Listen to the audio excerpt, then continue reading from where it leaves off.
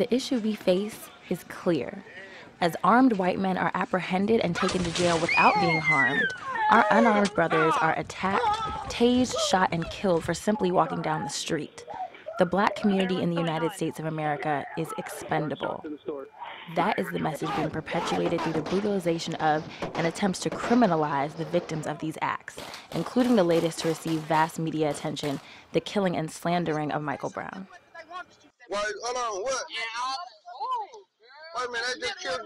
Michael Mike Brown, an unarmed 18-year-old black male en route to his grandmother's house in Ferguson, Missouri, was shot several times and killed by Officer Darren Wilson on August 9th this year, 2014.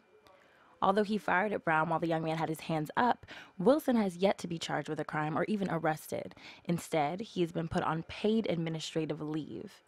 The killing of young Brown has spurred social unrest all over the United States and across the globe, prompting political revolution in the forms of economic disruption through impeding shoppers from entering stores and inflicting property damage on businesses that exploit the surrounding communities.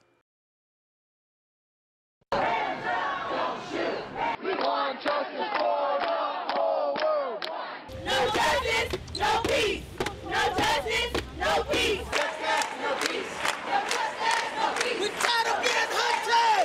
And the hundreds of black men, women, and children that are criminalized, victimized, and brutalized by racist police forces. Communities that are brutalized by a criminal system that capitalizes on the incarceration of black men. If you look at the statistics of black male incarceration, the numbers are higher than the numbers of people that were enslaved during the darkest time in our nation's history. This system requires police officers to look at black people, and particularly black men, as a constant risk. This is how the system justifies violations of human rights and constitutional rights that it imposes on black communities daily. This is how the system justifies white supremacy and anti-black racism. It's been over 2 months since Michael Brown's death, and the battle cry rings louder than ever from those who are tired of the injustice that continues to thrive in the United States. The people of Washington, D.C. have gathered several times in the recent months to fight against the systematic denial of the dignity of human lives, especially black lives in America. On August 23rd, the community joined to march in Gallery Place in Chinatown.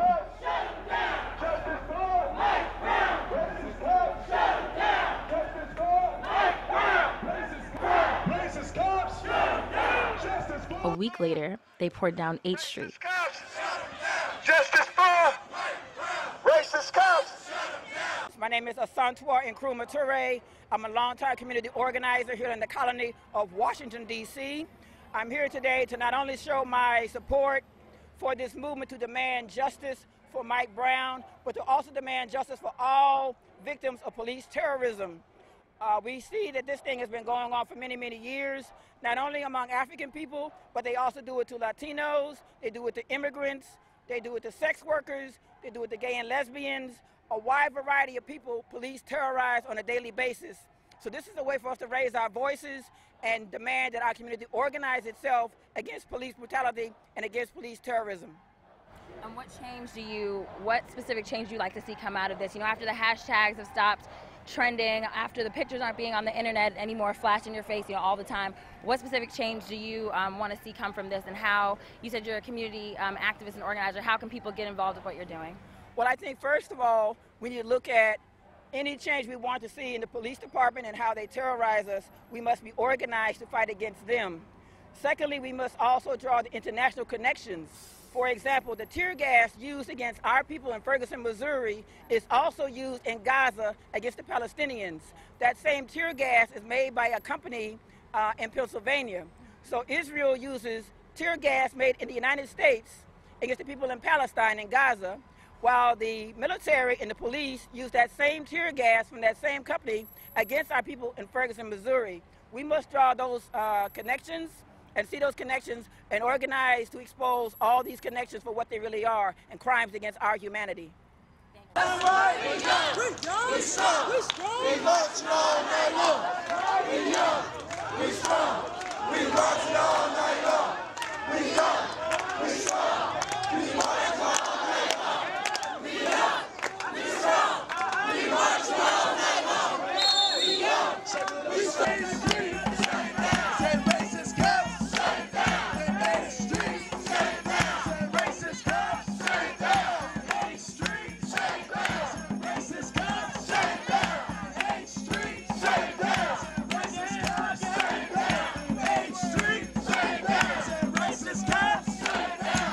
for yourselves, man. That's what I'm talking about. And I'll be honest with y'all, man, we're not even done yet today. A week after that, U Street, Adams Morgan, and Columbia Heights.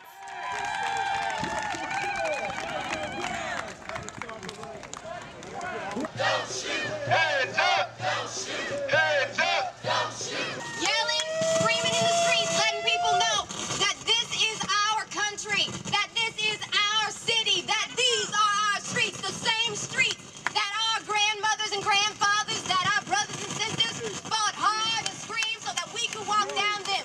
And I would like to encourage all y'all to go out and to vote, to register to vote, because that is the right that our grandmothers and grandfathers fought and screamed in the streets for us as black people to be able to participate in our civic duties as American citizens. And the most recent march on October 4th was to Georgetown through that economic district.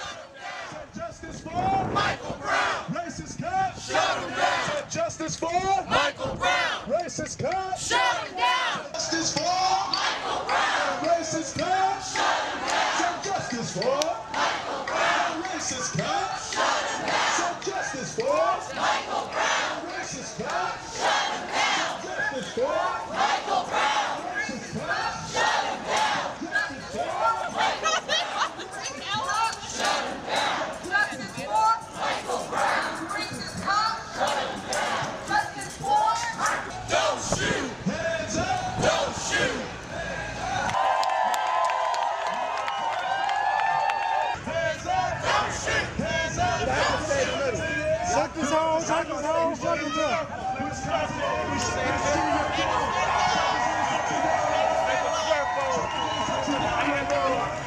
Hands up. Don't shoot. Hands up. Don't shoot. Make a circle, circle.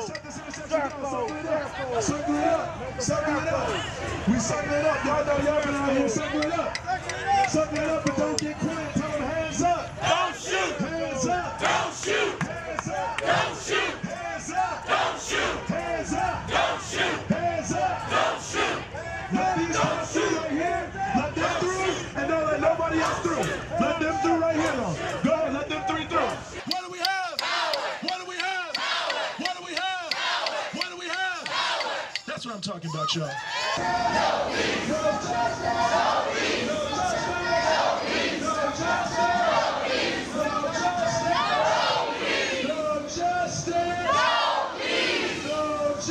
Every single march has been a true manifestation of the power and resolve of a community that is tired of being marginalized. The initial march in Chinatown culminated with a gathering of protesters on the steps of the Smithsonian National Gallery of Art, an image of unity and collectivity in the struggle for justice and human rights. On 8th Street, we experienced the passion of those who have experienced political discrimination and brutality firsthand as they poured out from their homes and down from their porches to make their voices heard.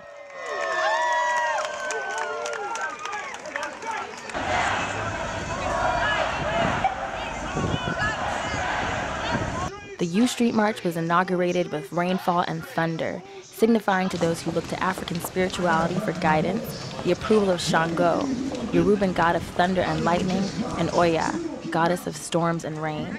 Each march has been a moment contributing to a movement that has pushed forward the rights of Black people in America. An issue, in case people just happen not to know, is racial profiling. Between these demonstrations, there have been community forums and panels on what to do if you're stopped by the police, and citizens' rights when dealing with law enforcement. And now, as families, students, organizers, activists, and everyday people have marched in Georgetown, on U Street, on 8th Street, and in Chinatown, we recall our purpose: to demand justice for Michael Brown and other young American Black men that have been killed by police when they posed no imminent threat. A lot of people don't like to. Led by community leaders such as Eugene Puryear, Salim Adolfo, and Kimon Freeman, the people move as a unified force, joining the relentless fight for justice and the need for an end to police brutality against Black men and women in America. Puryear, a candidate for the at-large seat in the D.C. Council with the D.C. Statehood Green Party, has been an avid organizer, exemplifying a progressive political stance, in which the leader is not making decisions from outside of the community, but within it and for it. He has spoken of the need for the marches to be more than just a demonstration. They must be part of a movement, because only then can we gain the justice we aim for. A lot of people don't like to hear that because the tale that many like to tell is that it's just a few bad apples. It's just a couple here and there, and definitely they don't want you to think it's in the major cities. A couple just here and there that do these brutal things. But all we got to do is look at what the research from the Malcolm X grassroots movement showed us, is that every 28 hours, a black person is killed by a police officer, a security guard, or a vigilante like George Zimmerman. Every 28 hours. And if that is the broad every day for so many black people and Latino people and other oppressed people in this nation, that's not a few bad apples, it's not an isolated incident, it's not anything else but an epidemic of police terrorism, of killing, of brutality, of harassment that happens every single day, all day, every day in poor, oppressed black communities. It's the everyday reality. And if we don't move to end that now, we're not going to be able to say that Mike Brown died for anything other than the frivolous hatred of that officer who thought to shoot him down. And if we want it to be more than that, tonight can't be the end. Ferguson today can't be the end. We cannot stop. We cannot stop.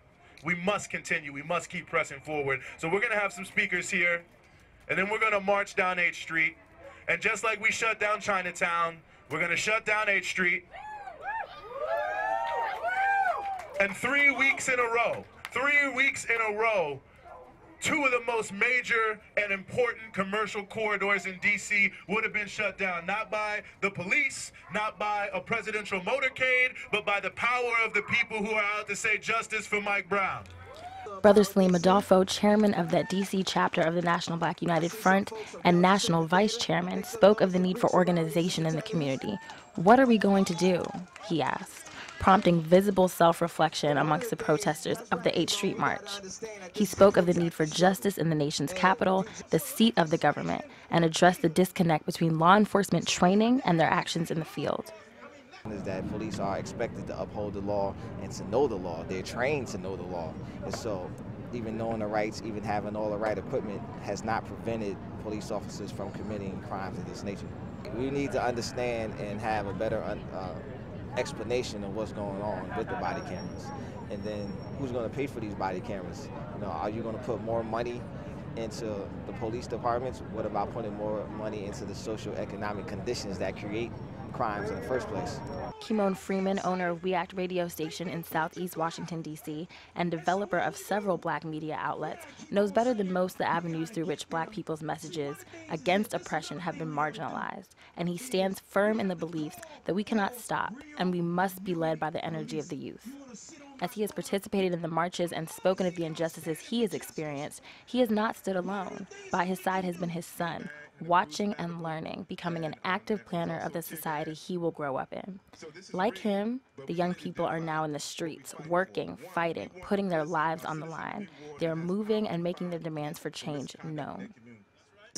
All right, some of y'all heard this before, but it bears repeating. Many moons ago, a young white man walks into a movie theater. He murders 12 people, shoots about 50, 60 more, exit the movie theater at night into a parking lot, but somehow the police are able to apprehend him without firing a single shot. But yet, we have dozens of cases of unarmed and innocent black men who are murdered in broad daylight.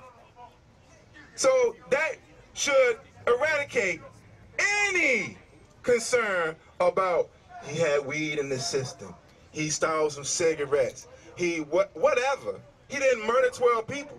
He didn't shoot 50, 60 more.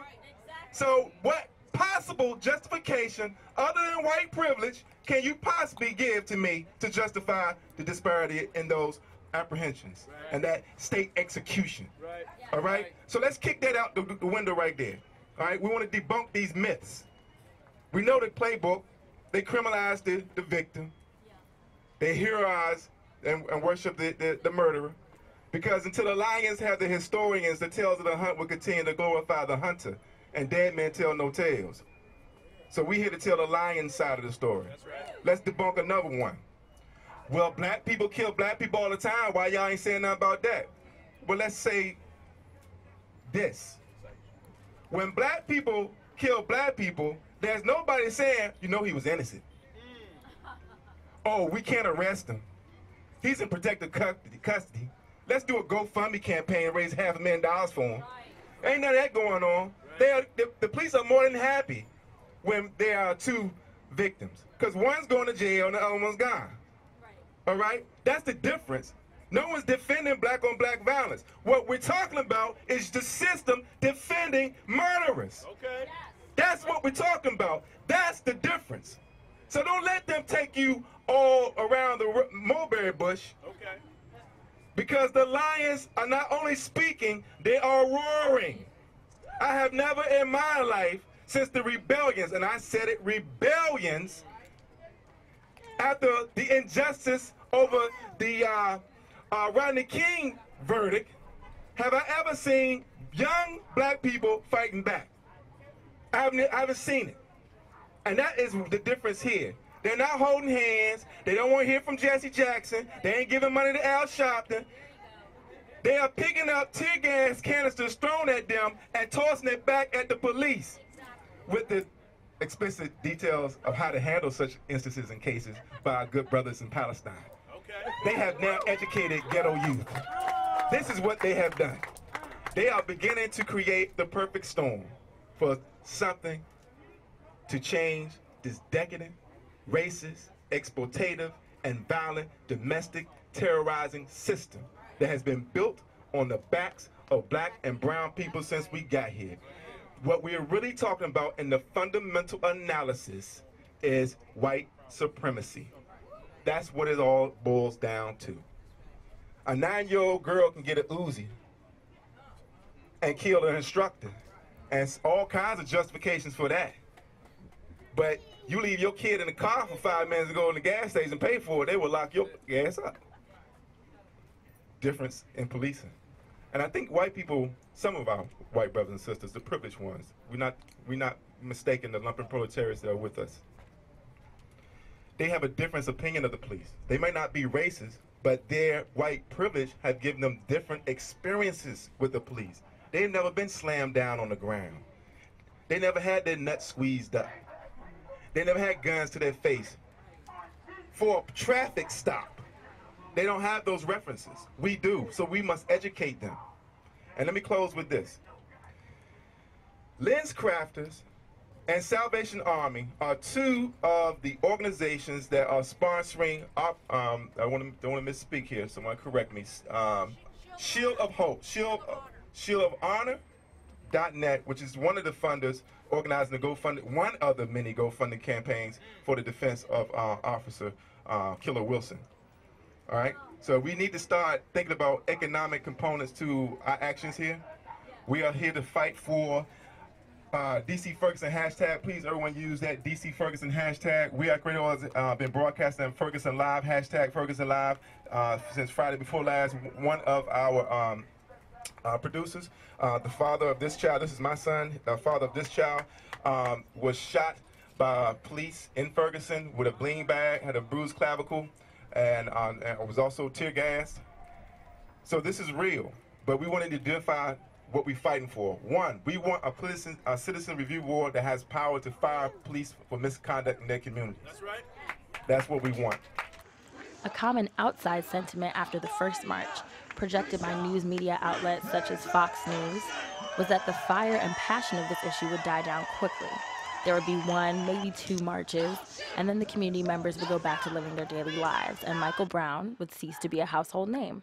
Since August, when Michael Brown was killed, several other unarmed black men have been assaulted or killed by police officers, including Ezell Ford, a 25-year-old allegedly shot in the back by police after they stopped him, Dylan Taylor, a 20-year-old, shot on his way to visit his mother's grave for not being able to hear officers' commands, John Crawford, a 22-year-old gunned down by police in a Walmart while holding a BB gun he picked up off of the shelf. In light of this, our demands, the demands of the marchers and of the people, are clear. Specifically, we're here today to call for retribution for Michael Brown, justice for his family and community. However, his death in Ferguson is just one of many cases. According to the Malcolm X grassroots movement, and many people have said before, in our past rallies, an American African person is killed every 28 hours in the U.S. by law enforcement, and that's ridiculous. Very often the targets of these murders are young American African men, thus diminishing the full potential of our community. Just a few examples during the last decade include Michael Brown, Eric Garner, Kimani Gray, Amadou Diallo, Sean Bell, Ramarley Graham, on and on, John Crawford. You can look at that sign right there that the sister's holding up for many more names. We need to call attention to that. And there seems to be almost complete impunity for the perpetrators of these crimes, and even support and encouragement for them at times, as we've witnessed by the funds online to defend some of these criminal law enforcement officers. If you all are not aware, GoFundMe, which we all need to boycott. We all need to boycott GoFundMe. It's an online platform that we here today denounce as short-sighted and supportive of bigotry. They allowed such a fundraiser for Darren Wilson, in which they've raised over $400,000 for him. He's not even indicted yet, so he doesn't even need the money. And you know, GoFundMe benefits from any fundraiser it does because it collects a percentage. Now, Color of Change, a great organization who's been organizing to denounce GoFundMe, they've actually been, they might be taken to court by GoFundMe, so we need to support Color of Change, and I think boycott GoFundMe completely. Now, I want to put this into context, make sure that we understand that what's happening in Ferguson, what's happening in America with police brutality, is not only a small matter, but it's a symptom of white supremacy. First, a full review and investigation of all police killings or police-involved shootings in D.C. since 2004. When someone is killed by the police or shot by the police, it must be investigated. Officers are people, and their judgment cannot be seen as the end-all, be-all. Second, a civilian review board with subpoena power and the ability to fire unjust and unlawful police officers. First and foremost, we want a legitimate, I gotta say that, legitimate citizen review board with the power to indict for police misconduct. The third demand is the demilitarization of the United States police departments. It's time to end not just tanks in the street in Ferguson, but jump outs in Southeast. That's right. It's time to stop raiding people's homes, searching for marijuana, throwing hand grenades through grandma's window, battering rams to open her door. And our final demand is the arrest and prosecution of Officer Darren Wilson. He killed an unarmed teenager. He broke the law and should be arrested and prosecuted. Because what happens in Ferguson is a war on the African community. What happens in D.C. is a war on the African community. And we already talked about it. Every 28 hours, an African in this country is shot and killed by the police. And actually, the FBI just came out with a report and said twice a week, an African is killed by a white police officer in this country. So what happens, you know, when Africans in Ferguson, happens to Africans everywhere. That's right. You know, we got Trey Joyner in D.C. was shot by the police. Deontay Rollins, a 14-year-old African, was killed by the police in D.C. Clement Swepton, an African from Southeast D.C., was killed by the police. So what happens is all this stuff happens to African people everywhere. All right, greetings. Yeah, I'm out here in support of the demo that's very important for us as not only young and African people, but people in general. But I represent the UNIA, and I also support and represent MBUF. But seriously, solutions, man. You know, the main solution is for us to get organized, mobilized, and prepare to support and give our children love and defend them. We definitely want justice from the system, but the fact of the matter is self-reliance, self-determination, and real nationhood is going to be the only solution. And that means taking care of ourselves. So we are working, in fact, October the 18th to do a big sit-in where we can teach people exactly what we're talking about and mobilizing globally, locally, nationally, internationally to put a stop to the killing. Not just the killing of police, but the killing of our own selves, because it's all projected by the same propaganda machine, white supremacy. I think is that the movement at this time needs to embrace the citizens of the District of Columbia and what has gone on locally here regarding police shootings. What do I mean by that? I've done some research, and from 2006 to the present, The District of Columbia has recorded on the Metropolitan Police Department's website that there have been 27 police shootings in the District of Columbia.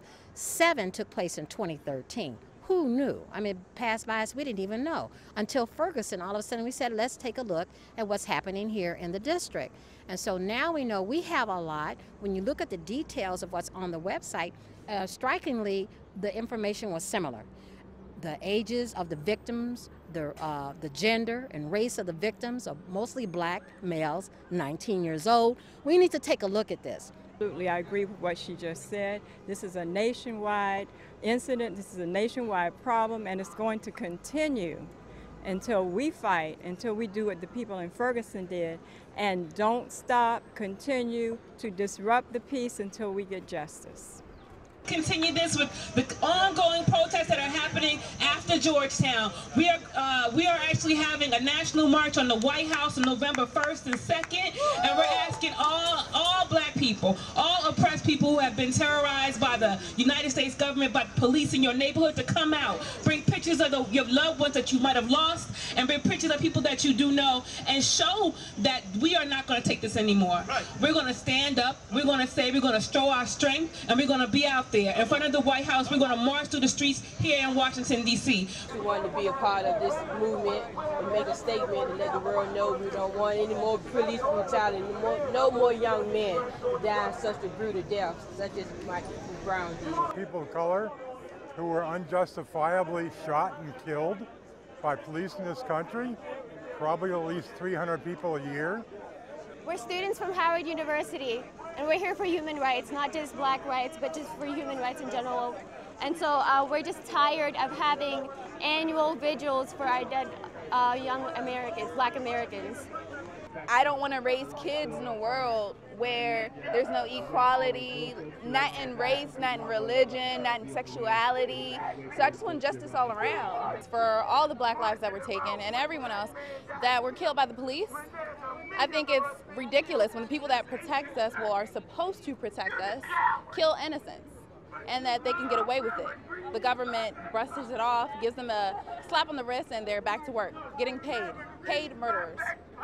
Until justice is served, black lives are valued, and the people's demands are met, they will not be silent. Christina Jacobs reporting for the National Black United Front, D.C.